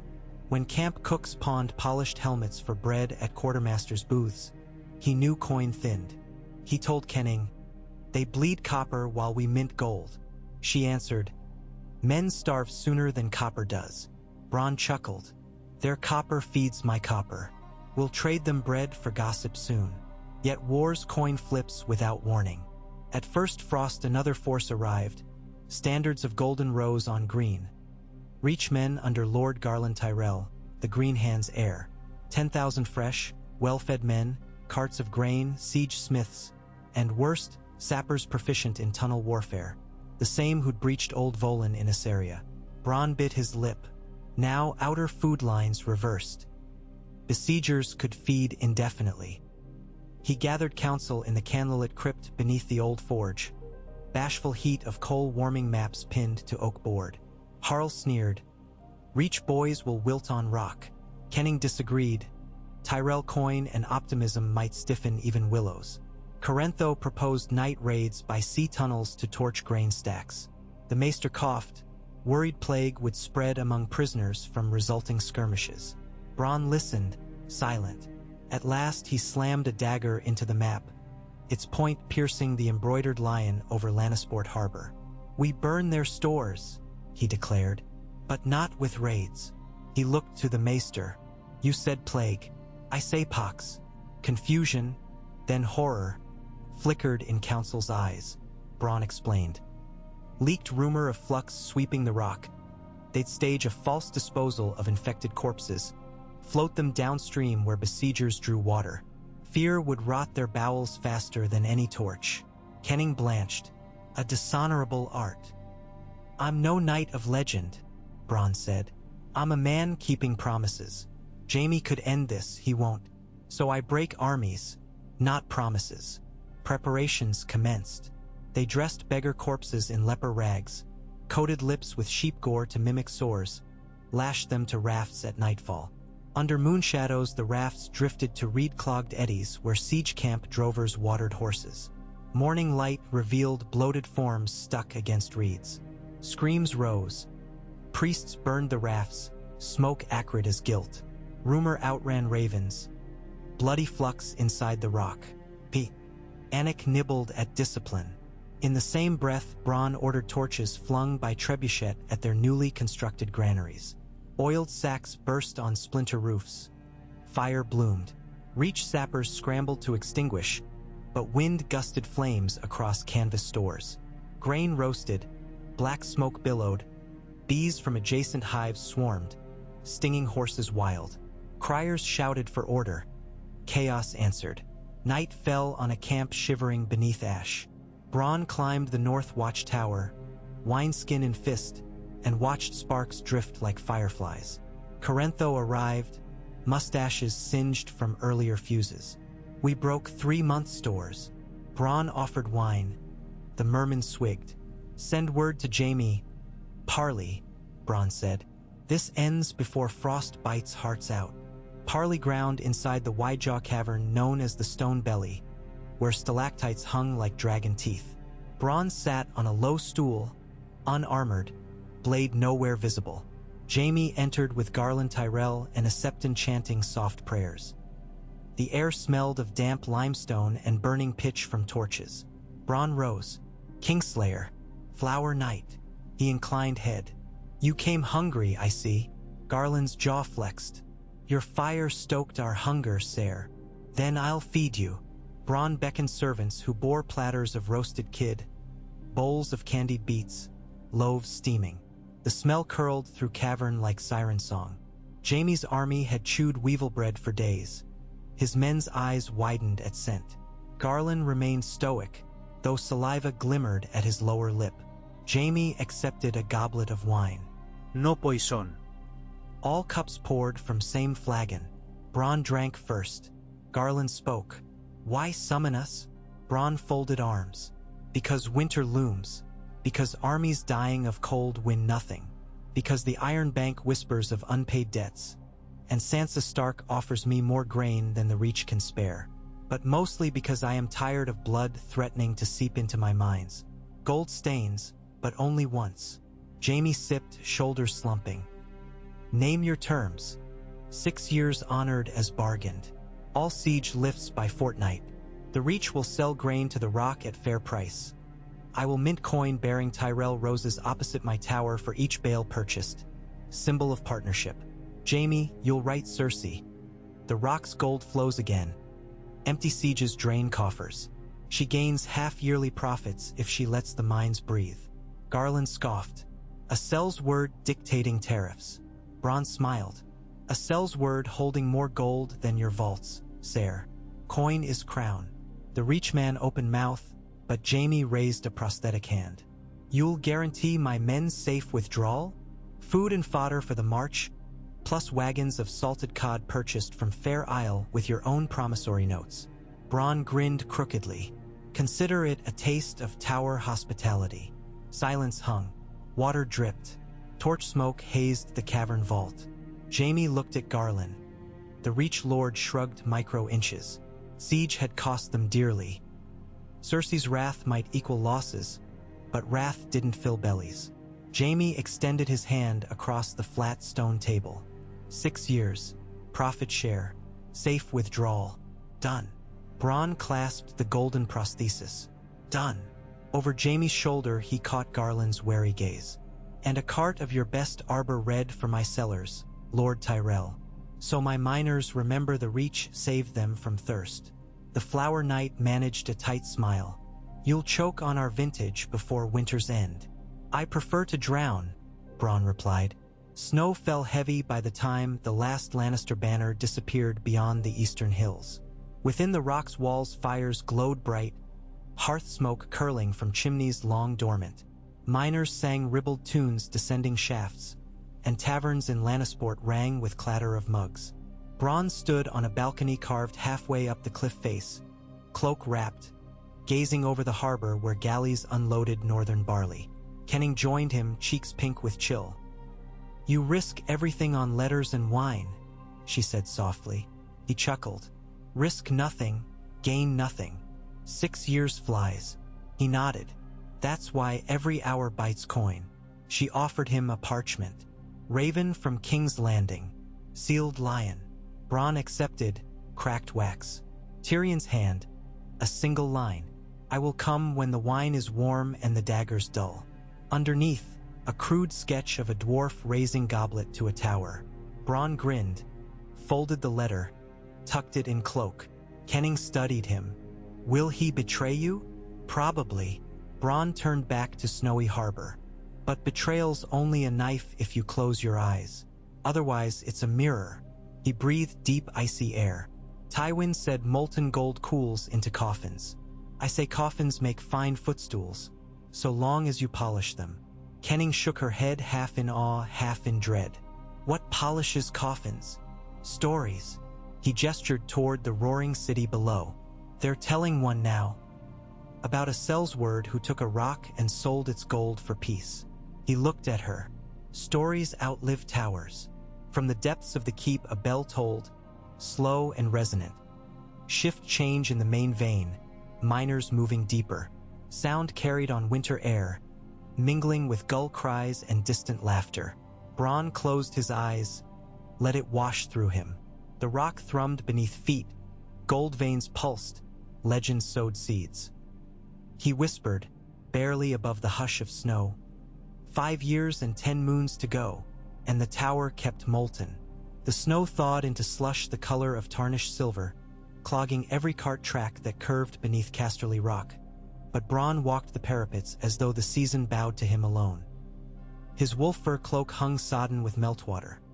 Flakes of half-frozen brine streaked the beard he had begun to grow, black threaded with frost. Below, the sea thundered at the cliff like a debtor at a closed counting-house door, persistent, powerless to crack its hinges. He stood at the highest merlin of the North Watchtower and let the roaring surf drown the murmurs in his mind, until the wind carried a different sound up the sheer stone. Hooves, many hooves, grinding against pebbled scree. He turned. The switchback road that wound from Lannisport Harbor to the Lion Gate writhed with banners. Crimson and gold? No, these were smaller, worn, their dyes scoured pale by salt and hardship. ship banners of fair isle merchants and fishing clans, flagged now not with roaring lions but with a simple black tower on gold field. 3 months past those same men had watched their cargoes threatened by Jaime's blockade. 3 months past Bronn had opened a sea tunnel and promised safe mooring beneath the rock's shadow for any captain who swore the new colors. Word had spread faster than gulls over gutting stations. Now the first tribute caravan of spring ascended the slope. 12 wagons laden with cured cod, sea-dyed wool bolts, and casks of red wine that gleamed dark as rubies even through wax-coated canvas. The sight warmed Bronn more than any cloak. He descended to meet them at the inner barbican. The captain, a squat woman with arms muscled like anchor chains, presented a sealed chest. She spoke little Westerosi, but her eyes spoke a mercenary's language Bronn understood. "Do we still profit?" Bronn popped the lid. Inside, bars of electrum stamped with the house Farman gull. He tested 1 bar's heft, tossed it hand to hand, good weight, honest metal. He nodded to Kenning, who stood beside him in a freshly oiled hauberk, and she produced a parchment of port exemptions for 12 months. The captain signed with an X, spat on her palm, and clasped Bronn's wrist. A pirate's oath. Then she glanced at the Merlins with that wary reverence all sailors shared for tall walls and taller risks. Bronn walked the wagons inward, chatting with drivers about currents and catch yields, letting them laugh at his coarse jokes, letting them glimpse, just glimpse, the lavish torchlit corridors behind the portcullis. A little envy in a trading partner did no harm. Envy meant they would come again. That night a feast spilled through the grand gallery. Miners fresh off graveyard shift slumped on bench ends next to merchants in velvet mantles. Archers shared stories with seamstresses whose calloused fingers knew crossbow bolts better than needles. Bronn moved among them, slapping backs, refilling cups from a skin of arbor amber he kept slung from his belt. On the dais where Tywin had once lorded with a stare sharp enough to skin cattle, Bronn allowed no high table. He sat upon the 4th step, level with his cellsward captains, and let the musicians raise bawdy tunes rather than the solemn horn marches of Lannister yesteryear. Sometimes he caught Kenning observing the chaos with a flicker of disapproval. She remained the rock spine, but even spines learned flexibility or they cracked. During the 3rd song, a northern reel about a maid who mistook a bear for a priest, the maester shuffled to Bronn's side. His owl eyes shone behind frosted lenses. "A raven from King's Landing," he wheezed. Bronn accepted the scroll, broke the wax, and scanned. The words slithered across wine-blurred vision. By command of her Grace Queen Cersei of House Lannister, first of her name, Lady of the 7 Kingdoms and Protector of the Realm. Beneath, a list of levies, fines, declarations of treason, demands for immediate surrender. At the bottom, Tommen's childish signature ratified with crimson ink too bright to be his hand. Bronn rolled the parchment, used it to spoon gravy from a trencher of mutton, and passed both scroll and drippings to a drummer boy. The boy blinked, then laughed when Bronn winked. "Add that to the evening's fire," Bronn said. Midnight smoldered into morning embers. As servants cleared vomit-slick rushes from the floor, Bronn retreated to the solar Tywin had kept locked, whose balcony jutted into limitless dark sea. The moon hung low, and iron coins scraped thin. Below, ocean claws tore foam from black water. The cliff hummed under each assault, patient, unconvinced. Bronn poured himself a final cup, leaned on the balustrade, and weighed the queen's words against the weight of stone beneath him. Cersei's wrath blew colder than winter, but winds battered cliffs for millennia without moving them an inch. He did not hear Kenning's approach until her shadow lengthened across pale moon patches. She joined him, arms wrapped in a plain wool mantle. For a moment neither spoke. Far below, something heavy crashed in the surf. Perhaps a boulder calved from the cliff, perhaps a break of water too large for his eyes. Either way, the noise passed without consequence. "Your men grow fat," Kenning said at last. "Best armor against arrows," Bronn answered. "Fat soldiers fight poorly. Fat soldiers are grateful. Gratitude sharpens better than hunger dulls." Kenning snorted. "You're building a people's fortress." He shrugged. "Walls stay up on mortar and stories. If the folk below say the tower feeds them, they'll feed the tower when armies come. And if those armies bear the lion and the crown? He sipped, tasted oaken cask and blackberry on his tongue. Then the queen spends coin to starve her own gold mine. Let her. He squinted into the waves. Jaime's smarter. He'll talk her to patience. Kenning regarded him sideways. You trust honor in that man? I trust his memory of debts, Bronn said. The rock is a vault not of gold but guilt. Jaime would rather lock guilt away and lose the key. Guilt rusts locks, she replied. Bronn laughed, a short bark. And I oil hinges with wine. He tipped the cup, splashing a dark stain over stone. Wine ran down carvings of snarling lions, one more indignity to Tywin's ghosts. 3 months later, on a cloudless dawn that made even granite gleam peach, the sentries above the ruin's mouth sighted a single rider cresting the lower switchback. A mule, plodding, burdened with a figure small as a child wrapped in a tatty black cloak.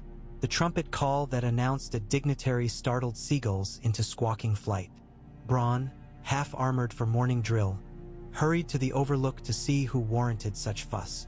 When the rider came under the first portcullis and threw back his hood, Bronn's grin split as wide as siege cannon mouth. Tyrion Lannister dismounted, his curly hair wind-tossed, his face weather-red and smiling like an urchin who'd stolen a sweet. He brushed road dust from a doublet of hunter green. No Lannister crimson, Bronn noted, then bowed exaggeratedly. Ser Bronn of the Blackwater, he called. Or is it Lord of the Tower now? Lord of all that's left unwatched, Bronn answered, striding down the steps 2 at a time. They met on the cobbles. Bronn's embrace lifted the dwarf until boots kicked air. Tyrion wheezed but returned the squeeze. Gods, Tyrion rasped. I thought mining carts rumbling in my stomach might collapse my spine when you squeezed. Bronn set him down. You brought wine. Tyrion snapped fingers. A muleteer untied 2 small barrels slung across the beast. Dark staves bound in new brass.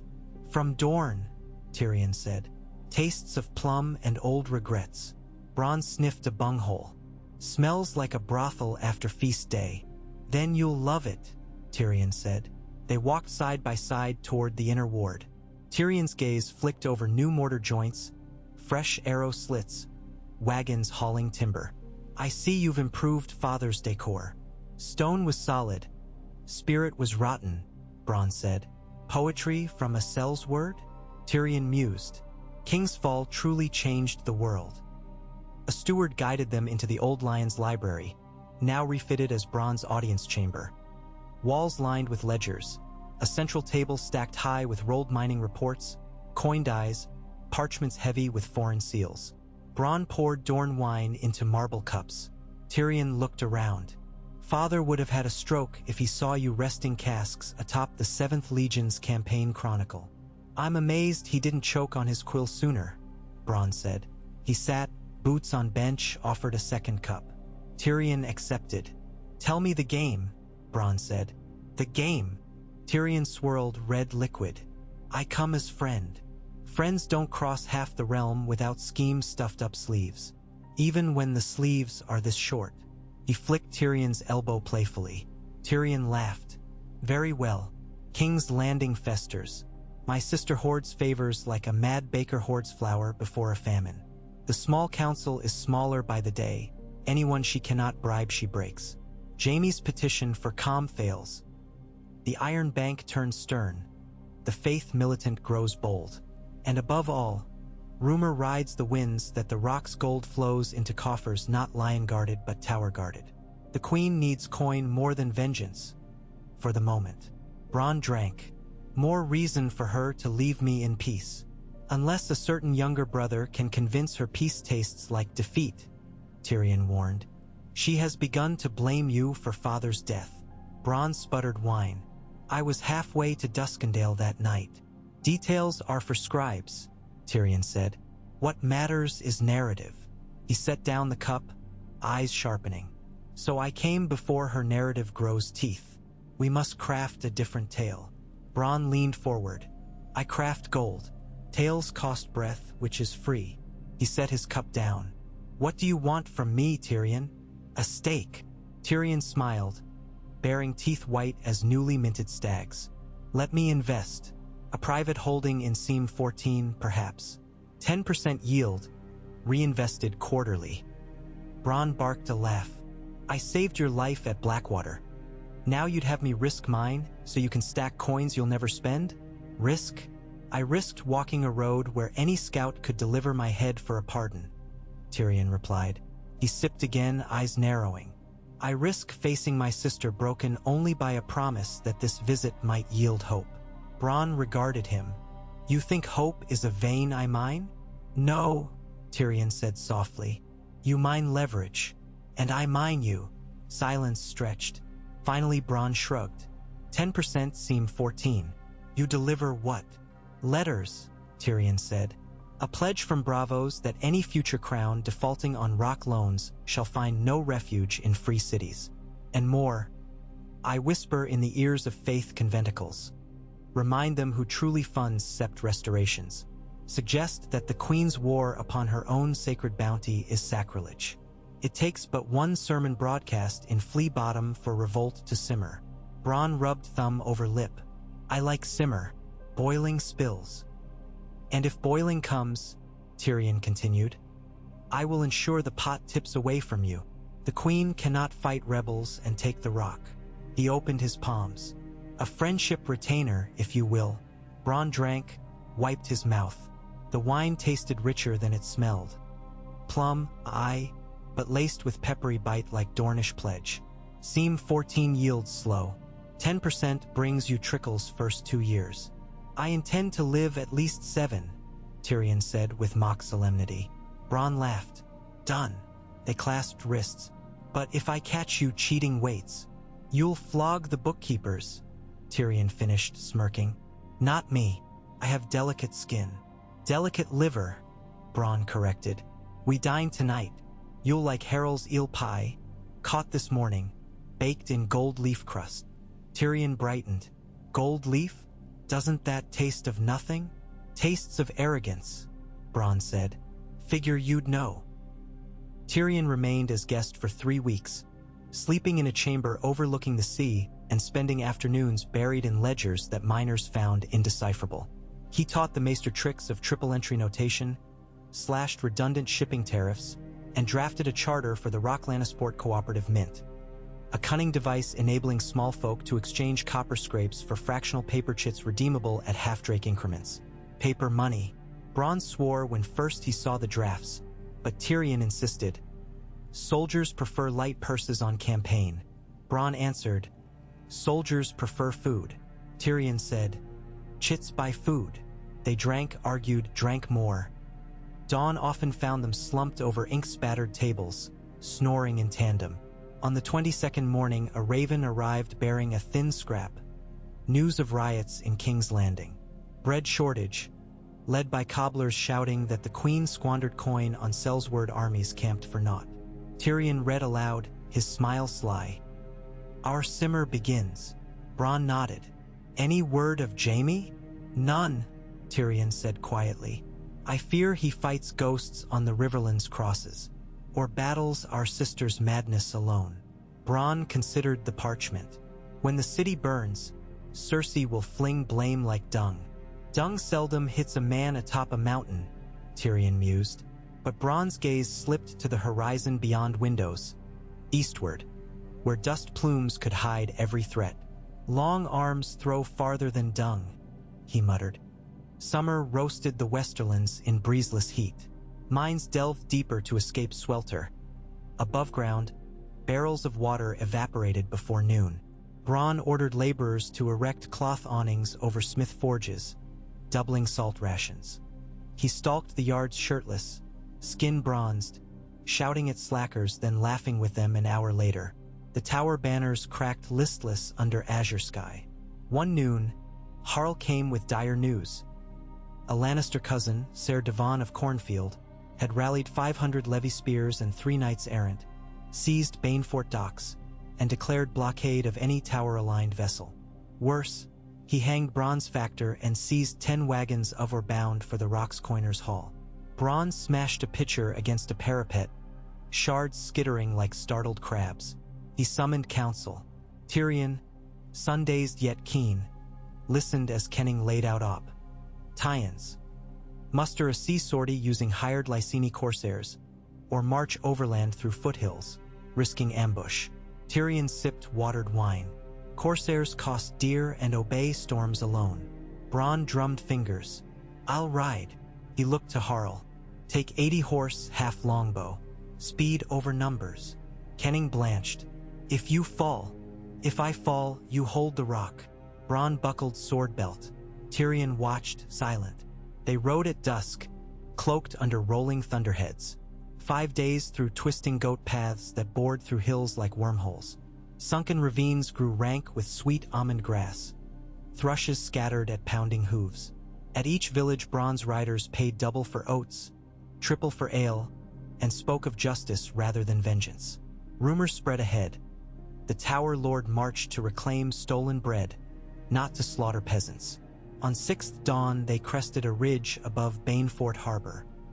Ser Devon's encampment sprawled between sea and town walls, pikes bristling like nail-beds, campfires smoke smudging dawn haze. Ships, 8 trade galleys, bobbed at anchor, hulls repainted with hastily slapped red lions. Bronn watched. He expects us by sea. Harl spat. We end him by land. Bronn sent 2 scouts along cliff tracks, instructing them to scale rocks north of harbor and cut mooring ropes under moonless dark. Then he moved his riders through tidal flats at ebb, water waist-high on horses, the smell of kelp gagging. Night-cloaked hoof splashes in surf roar. They burst from reeds at first hint of sunrise, screaming tower oaths. Arrows hissed into tent clusters. Riders hacked rope lines holding stable lines. Warhorns brayed disarray. Devon's levy, half-armored, formed ragged ranks at the beach margin but found flanks swept by cavaliers slashing, retreat blocked by their own camp wagons. Bronn's longbows loosed into dense knots of shieldless backs. Panic broke lines. Some fled into surf, others toward town gates that merchants slammed shut. Bronn rode straight for Devon, identified by gilded ramhorn helm, cut down 2 guards, and yanked the cousin from saddle with a looped weighted lariat Tyrion had gifted as jest. Devon floundered in wet sand, roaring curses before a mailed boot pressed his cheek. If you wished the rock's gaze, Bronn said. You have it. You traitor. Devon spat mud. Lion blood will drown you. Lion blood has better uses. Bronn hauled him upright. A hostage buys peace. He signaled Harl. The levies, seeing their lord captive, threw pikes, hands raised. Before noon Bronn's men torched the lion banners, raised black towers, and opened storehouses, distributing grain to townsfolk with strict tally. The seized or wagons he ordered reloaded, plus equal weight of Banefort tin as penalty. He spared the ships. Once tower sigils replaced lions, they would sail again, earning profit for both ports. Devon, stripped to linen, rode shackled back toward the rock. One night into the return, Devon asked softly, Do you think fear enough to rule? Bronn, munching dried crab meat by campfire, answered, Fear buys silence. Coin buys comfort. Together they rent loyalty. Loyalty sells to higher bidder, Devon said. Bronn chewed. Then I bid highest. Davon fell silent. Sparks spiraled upward into velvet dark. When they reached Casterly Rock, Tyrion awaited at gatehouse, a new parchment in hand. As Bronn swung down, Tyrion's face told story, worry laced with grudging admiration. Your foray stirs the hive, he said. Cersei rages. She calls council for a decree. The tower and all who bend knee to it are attainted. Lands forfeit, children illegitimate, arms confiscated. Bronn wiped sweat with bracer. Children? I have none. He looked at Devon. But this whelp bleeds lion blood. Send his ear in a box. See what decree follows. Tyrion winced. Cruelty seldom seals cracks. It widens them. Bronn eyed him. Father once flayed a minstrel for singing bawdy lion verse. And father's cruelty birthed rebellion, Tyrion murmured. Break the wheel, Bronn. Bronn grunted, ordered Devon confined in a solar overlooking the sea, treated with respect but under guard. Then he joined Tyrion atop the east wall. Below, supply barges unloaded northern fur bales. Trade thrived despite Queen's writ. "Listen," Bronn said, resting arms on Merlin. Wind-whipped cloak edges. Cersei fights shadows, faith, famine, fleet debts. She cannot march west again. She'll throw words. I throw stone. She throws dragons, Tyrion countered. Rumor says Daenerys sails from Meereen with Unsullied and Dothraki, bent on throne. Cersei courts Myr, Tyrosh. Any sells word to meet fire with steel but coffers thin. Lion gold remains lifeline. Bronn exhaled. Then she yields or hangs by her own rope. He looked to the horizon. When dragons come, towers may crumble.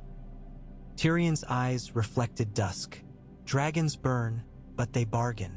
Gold always bargains. He took Bronn's forearm. Promise me, when storm arrives, you do not stand alone. Bronn regarded the hand, recognizing in dwarf's grip a plea not for coin but for memory of nights shared on walls of the Blackwater. I promise, he said. Winter's second year under Tower rule dawned with crimson skyscapes and rumors of ships bearing black sails etched with three-headed dragons. They docked at Duskendale, some whispered. Others claimed they vanished east to gather allies. Bronn pressed his networks. Hawk-faced smugglers, brothel matrons, traveling mummers. Reports contradicted, but one thread stayed constant. Every port repeated Queen Cersei's frantic order to seize and tithe half of all Western grain for capital reserves, despite local hunger. Bronn convened assembly in Lannisport Amphitheater. Town elders, mine foremen, fisher captains, even hedge knights flocked, anxious and cold in threadbare cloaks. Bronn strode onto dais flanked by Tyrion and Kenning. He raised arms. Murmur tapered. The crown summons half your grain, Bronn announced. Boos erupted. I say we levy none. Cheers. He let them swell. But refusing means war. War eats men faster than famine. Silence. He paced. We have walls stronger than city gates. Larders deeper. Friends north and south. Yet we win no war alone. I propose, form the Western League. Banefort, Fair Isle, Craighall, Lannisport Free Guilds, Casterly Mines, each sends grain tithe to our collective storehouses. We feed our own first, sell surplus east at double price. Gold funds defenses. Faith cannot fault us for feeding hungry. Crown will brand us rebels, a miller cried. Bronn pointed at the crowd. They already did. You choose whose bread you chew, yours or a queen's. Murmurs fused into roars of approval. Tyrion smiled narrowly. Kenning's jaw set, considering logistics. After Tyrion poured wine in the solar. You birth a republic of rogue provinces. Bronn shrugged. Republic? Sounds bookish. I call it good neighbors. Good neighbors become fence lines, Tyrion cautioned. Fence lines become borders. The crown will not swallow that. Crown choking already, Bronn said. They toasted anyway. The League's wagons rolled within a fortnight, escorted by mounted archers in Tower Black. At each village, Bronn proclaimed grain bonds redeemable in coin or cloth come harvest. Farmers who once feared tax collectors now found themselves shareholders of surplus. Smiles replaced suspicion. Songs replaced whispers. Bronn visited granaries himself, tasting barley, joking with children, leaving every widow a silver piece for luck. Yet luck breeds envy. In late autumn, 4 of Jaime's former veterans, turned bandit captains, raided a League caravan near Ashmark, killing guards and torching the Ledger wagon. They left a banner over smoking wreckage, a red lion clawing a black tower. Message clear. Bronn responded with iron. He dispatched 300 riders under Harl, plus 100 longbowmen disguised in bandit garb, to bait and crush. They lured the captains into ravines north of Sarsfield. Arrows rained from cliffs. Pikes blocked exits. Screams echoed across leafless woods. 2 captains died, 1 fled, 1, Black Demon, was captured alive. Bronn ordered him brought to Lannisport Square. Crowds filled every balcony. Black Demon, shabby plate dented, spat curses as Bronn addressed citizens atop a wine barrel. "This man burned your food, spilled your blood, all under a lion flag," Bronn called. "He would starve your children to fill a queen's larder." Shouts of rage. Bronn drew his sword, no flourish, just steel plain as daylight, and severed demon's sword hand. Blood spurted onto cobbles. Gasps rippled. Bronn sheathed. "No more Lion's Maul Tower land," he declared. "Go east. Tell the queen what it cost you." He tossed the maimed man a tourniquet, turned, and walked away. Some later claimed Demon bled to death stumbling along Gold Road. Others said he lived, a phantom reminder of mercy measured in inches. Bronn cared little which tale stuck. Both served. Year 3 dawned with dragons indeed. Reports of wings over Blackwater Bay, of Cersei's fleet burnt to husks, of wildfire caches detonating in alley skirmishes. Refugees poured west. Gaunt bakers, maimed gold cloaks, scepters clutching broken crystal. Bronn opened outer villages, granting quarter in exchange for 2 months' corvée repairing roads and terraces. Kenning tutade at risk of spies. Tyrion shrugged. "Spies starve without pockets to pick. Feed them and they feed us." One dusk as Bronn inspected new palisades at Nun's Deep, a dusty courier arrived bearing a sealed scroll from Jaime. Bronn cracked wax with thumb. "Brother dead, sister undone, throne claimed by dragon. Heading north to honor oath against darkness beyond wall. Wish you well. Keep faith with gold. And with me." Bronn read again, slower. "Brother dead? Which? Likely Cersei's last son. Sister undone, maybe dead too. Throne claimed. Dragons." The world tipped like a cask losing a stave. He pocketed letter, stared at the courier. "Where is he?" "Last seen near Riverrun, Lord. Rides with handful of men." Bronn dismissed the rider, then stood long as night gathered. He thought of Jaime's laugh on Parley Bridge, of golden prosthetic clinking on goblet rims, of guilt heavier than sword. Winter winds tasted of ice and smoke now. Tyrion emerged from a tent, saw his brother's seal in Bronn's grasp, and paled. They read letter together by torch sputter. Tyrion's shoulders sagged. "Jaime will chase redemption until it kills him," Tyrion whispered. "Maybe it already has," Bronn said. They drank in silence. Snow-blanketed roads by mid-month, earlier than any remembered. The rock's cliffs crusted with hoarfrost, turning red gold stone to ghost white. In hearthlit mines, workers chipped veins wearing wolf fur mitts. Bronn scaled operations. 3 new ventilation shafts prepared, deeper galleries propped with iron to stave collapse. Each cart of or now stamped with tower sigil, branding wealth at its source. In the great coiner's hall, Tyrion oversaw minting of paper scrip. Pale yellow slips bearing watermark of tower silhouette over lion head. They called them banners. 1 banner equaled a silver stag. Small folk accepted them quickly. Weightless money suited cold pockets. One night Bronn found Kenning staring at burning hearth in the war room. Fire crackled, reflecting in her steel-gray eyes. "These banners," she said without greeting. "They float like blown embers. Easy to spark, easier to burn." "Coins too," Bronn said, tossing one into flame. It sizzled, char blackening, but shape remained. Metal scars longer. Who shapes memory of scars? She asked. He considered. "Winners," he said finally. "And if dragons are winners?" Bronn flicked ashes from palm. "Then we offer them coin. Dragons love treasure." Kenning stared at map pinned on wall. Markers showing Daenerys' host crossing trident, banners of black and red.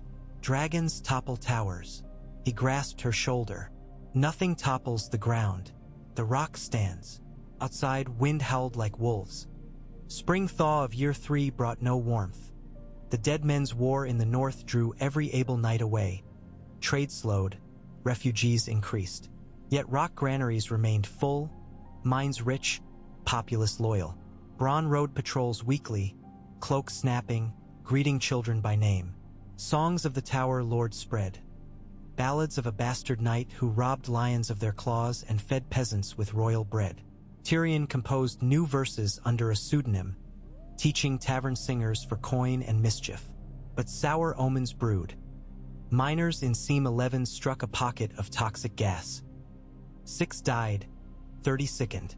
Kenning urged closing the shaft. Bronn insisted on improved bellows, hazard pay. Within days, Seam yielded nuggets flecked with red pyrope crystals, an omen of fortune per Eastern superstition. They smelted ingots for ingot code names. Pyrope Batch 1, valued thrice normal purity. Then, a raven from White Harbor. Northern grain fleets delayed by ice flows thicker than any living memory. Bronn must ration. He haved ale allowance for garrison, cut feast days. Grumbles surfaced. Harl reported dice fights, theft of lamp oil. Bronn assembled troops in main courtyard under sleet and spoke plain. Winter's breath stings. Grip your cloaks tighter or shiver naked. The choice is yours. I ration to see us through, not to starve you. Any thief steals from all. Any brawler breaks your neighbor's shield arm. He paced, letting sleet pelt his shoulders. Remain stout and spring reopens seams of grain. Fail and the queen's crows feast on our bones. Decide. Discipline returned like a man sobered by cold water. That same evening, a raven perched on Bronn's private sill, sealed with black wax impressed by a 3-headed dragon. Message short, to the Lord of Casterly Rock by right of might. I approach. I bring fire and peace. Choose. No signature. No need. Bronn exhaled, breath fogging glass. He walked to Tyrion's chamber, found the dwarf tracing ink lines on a ledger. He handed the scroll. Tyrion read, eyes darkening not with fear but nostalgia. She wrote, he said. You know her? Bronn asked. Tyrion nodded. Rode beside her in Meereen for a time. She listens, if convinced. Bronn poured 2 draughts of Blackwater rum. So we convince dragons to perch on our battlements, not melt them. Dragons he'd reason less than hunger. Tyrion downed rum. Coghead. Then we feed them pyrope gold, Bronn said. Shiny enough to catch moonfire. Tyrion smirked. I'll draft gifts. They met on the salt plain west of Lannisport. Daenerys Stormborn astride a gray mare, flanked by Unsullied in pale cloaks, her 3 dragons circling distant clouds like sharks scenting blood. Bronn rode with Tyrion and Kenning. Behind, 20 tower guards carried chests. The air smelled of brine and soot. Daenerys dismounted, snow crunching under thin riding boots. She wore quilted white furs. Silver gold hair blew across face. Her violet eyes assessed Bronn, curious, cool. Lord Protector, she greeted. Your Grace, he answered with a bow deeper than any given Cersei. Tyrion stepped forward. She smiled warmly at him, faint, weary. I see you keep unlikely company, she told Tyrion. He keeps me, Tyrion said. I merely audit. She turned to Bronn. You hold hostage the heart of my foes. I hold gold, Bronn said. Gold buys peace. Peace bought with gold is fragile, Daenerys replied. Peace bought with dragons is ashes, Bronn countered. Her eyes narrowed, then softened. Yet we both desire a realm unburned. He gestured. Guards rolled 1 chest forward, opened lid. Inside, pyrope ingots glimmered under weak sun, their crystal flecks sparkling red. Offer of alliance, Bronn said. 12 tons per year until my charter ends. In return, the Rock swears no aid to lion claimants, provides quarter to your wounded, and coin to feed small folk. She regarded ingots. Gold means little when throne wars hunger. She looked past him at smoking chimneys of mines. I need men of industry, not plunder. Bronn smiled. Industry thrives when swords rest. Keep swords pointed at east. Iron Islands raiders, Euron survivors. West shields your flank. He met her gaze. Let me build while you break what needs breaking. Daenerys considered, then spoke Valyrian to a captain. He produced a scroll bearing a sigil of 3-headed dragon entwined with a tower. Pre-inked, prepared possibilities. She handed it. Terms, neutrality, aid caravans, half levy to crown coffers in 3 years' time. Dragons patrol your coasts against Kraken. She raised brow. Accept. Bronn scanned. My people starve if half's too soon. 3rd-year harvest, she amended. And tower banners fly below dragon on your walls at festivals. He spat into palm, offered it. Daenerys hesitated, then clasped. Her grip strong, skin soft. Thunderous wing beats descended. A dragon regal swooped low, startling horses. Bronn's heart thudded. Heat brushed his face. Regal circled, alighted on a boulder, green scales shimmering. Bronn met golden reptilian eyes. Fear crawled spineward, but he bowed. Daenerys smiled. He approves. Dragons adore glitter. Bronn exhaled. Then we glitter brighter next year. Tyrion laughed. With dragons guarding coastal waters, piracy vanished. Trade soared. League grain barges reached starving Reach villages. Daenerys' officers praised the rock's efficiency, while old Lannister vassals seethed but lacked strength to contest. Queen Cersei by then hid in Maegor's holdfast, some said. Others whispered she perished in wildfire madness. Rumors changed like wind. Bronn ignored them. Winter eased. Grass peaked. Seam 14 boomed. Banners gained acceptance. A Tower Dragon festival inaugurated. Dragons roaring overhead while children released paper lanterns shaped as towers. Daenerys attended, smiled at miners' children, ate oatcakes sweet with honey. Bronn presented her a mace capped with pyrope gem. She gifted him a cloak of dragon-scale leather light as cloth, strong as steel. One night after feast, Bronn and Tyrion sat on parapet, legs dangling over dizzying drop. Stars salted heavens. Campfires far below glimmered. Tyrion drank slow. You built empire from chance. Bronn shrugged. Chance is stone in river. Step or slip. Ever regret leaving my Sellsword service? Tyrion asked. Bronn elbowed him gently. I never left. I just renegotiated. He gazed across sea. 6 years nearly up. What then? Tyrion inquired. Step aside, Bronn said. Let some whelp think they take the rock while I sail south to open taverns in Old Town. He grinned. But odds are I stay. Stone grows on man. Tyrion nodded. Gold flows. Tales faten. He tipped his cup. To the tower, lord. To the dwarf who minds stories, Bronn answered, clinking cups. Beneath their feet, cliffs hummed with centuries' worth of secrets. But tonight those secrets sounded like laughter echoing off stone. And even the sea, relentless tutor of humility, paused its angry rhythm to listen. Year 4 ushered barley fields golden again. Refugees became settlers, planting orchards in once barren foothills. League artisans minted copper drakes. Small hexagonal coins with dragon on one face, tower on other, easier for market trade. Children collected them in pouches, trading for sweet milk cheese. Kenning retired, her back bent from decades inside cold walls. Bronn chaired ceremony on Cliff Terrace. Unsullied horns played mournful tune as she passed command to her deputy, a young woman of Crakehall birth. Kenning whispered to Bronn, Stone remembers those who care. He pressed a pyrope brook. H into her palm. Harl, scarred veteran, died of winter lung. Bronn ordered a marble effigy in the outer courtyard, sword broken across knees, inscription simple. Loyalty's price paid in full. Soldiers saluted each dawn.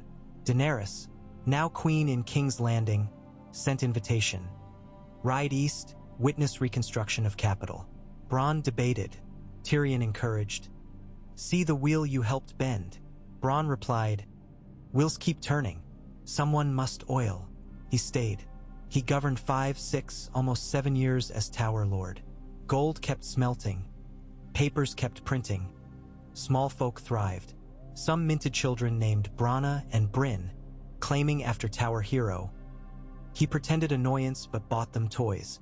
He took a wife, Joy Hill, as Jaime promised, a calm woman with quick wit.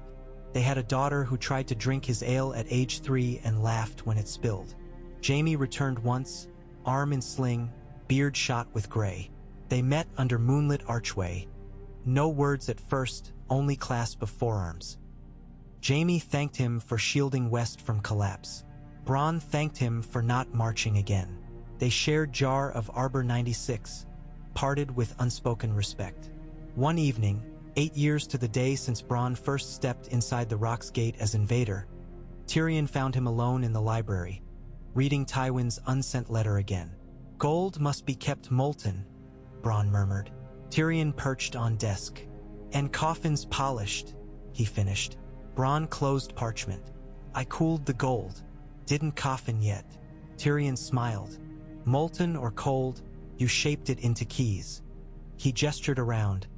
Shelves of ledgers, new tapestries of tower dragon entwine, windows wide to sunset. Keys to doors father never opened. Bronn grunted. Doors open both ways. Someday someone knocks harder. Then what? Bronn stood, stretched aching shoulders. Then I greet them with wine and good trade, and ballistas if they refuse. He walked to balcony, breathed sea air. Stone stands, so will stories. Tyrion joined, setting tiny silver tower on balustrade, the first tower coin minted 8 years before. "Will your daughter rule?" he asked. "If she wants," Bronn said. "Or run off sailing pirates. Makes no matter. Walls outlive names." Below, waves folded against cliff, endless him. Above, gulls wheeled through fading light. Bronn watched, and for a moment he heard the echoes of the day he'd spit on a gull's shadow, dreaming of a castle he hadn't earned. Now castle and dream were one. He raised imaginary cup to horizon. To molten gold, Tyrion lifted equal phantom cup. To towers of story, they drank nothing yet felt warm. Night settled, and the rock, Bronn's rock, held strong against dark, shining neither lion nor wolf but tower and dragon. New heraldry for a world learning that birthright mattered less than will and wit and the weight a single man could lend to stone.